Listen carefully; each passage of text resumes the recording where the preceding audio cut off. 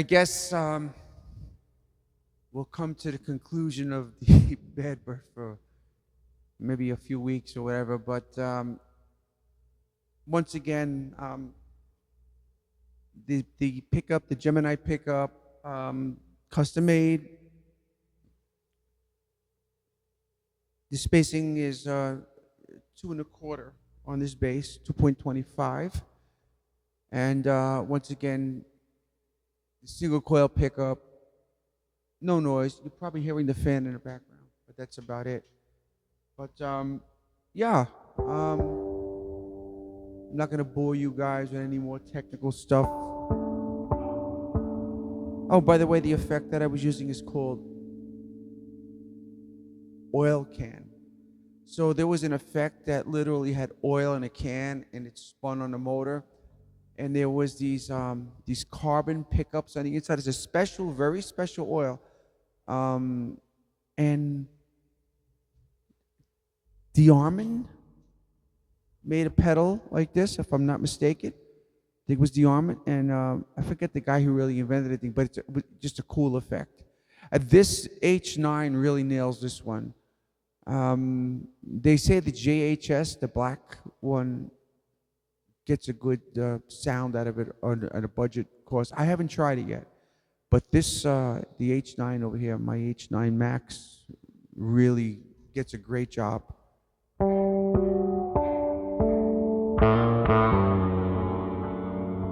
It seems to blend well with the snarl that this this bass has.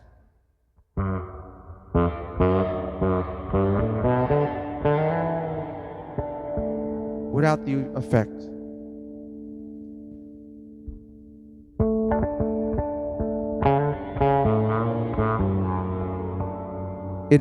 The bass has a natural snarl to it.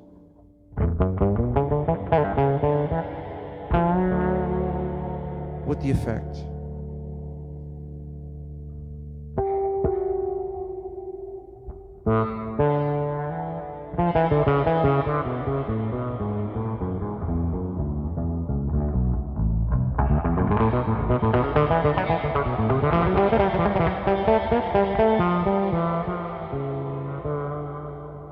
Remember I was saying in another video about knowing the instrument, you know, like I try to at times like not looking at the fingerboard. You know, Jeff Berlin, as controversial as he is, he's right. Knowing where the notes are. I'm actually sounding like knowing where the notes are. Knowing the notes gets you to where you have to go. So it's, you know, just like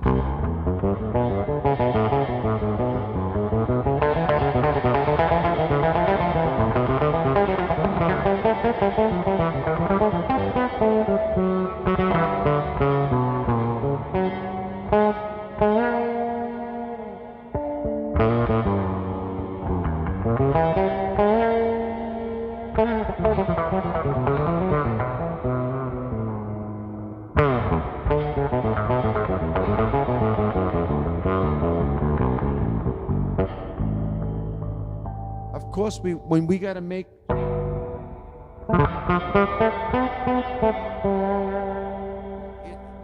you have to kind of know, you have to kind of, when you're making those great changes, you know, of course you gotta you do your looking, but knowing where the notes are, it helps you with your timing. And it's true, he's right about that one, and I agree. And then, especially when you're playing a fretless, hey, think about these people playing these violins, and these they're ripping along, man. They're ripping with their eyes closed. I mean, that is, to me, is like, whoa. You know, I mean, I'll never be on that level, but even at that, you know, still, it's still that, you know, like discipline, like my discipline, the discipline, you know, I have a lot of discipline, and you know, even down to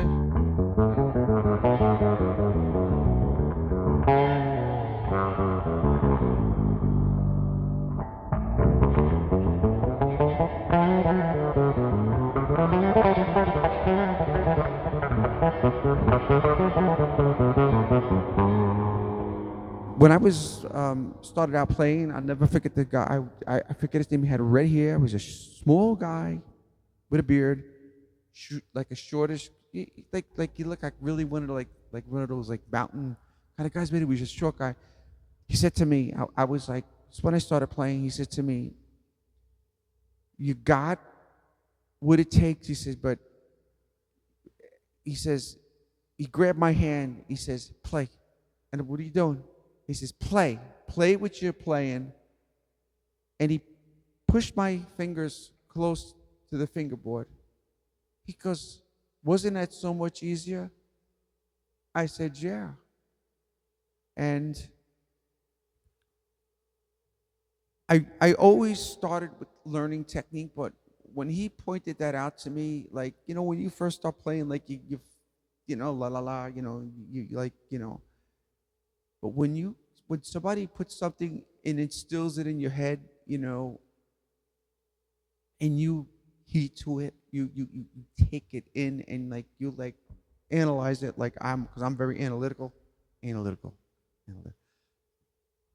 you wonder, you know what? You say, "Yeah, the guy was right." You're wasting your energy. Now watch.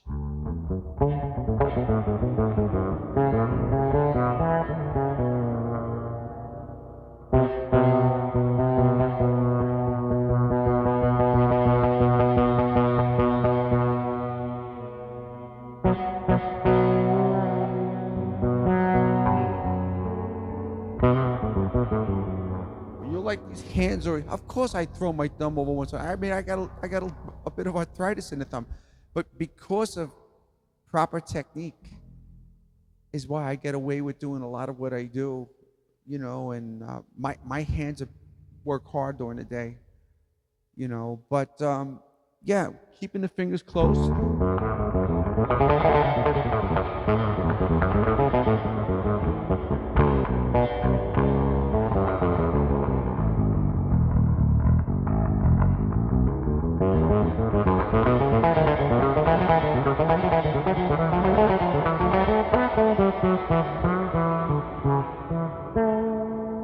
And knowing your positions, how to change your positions.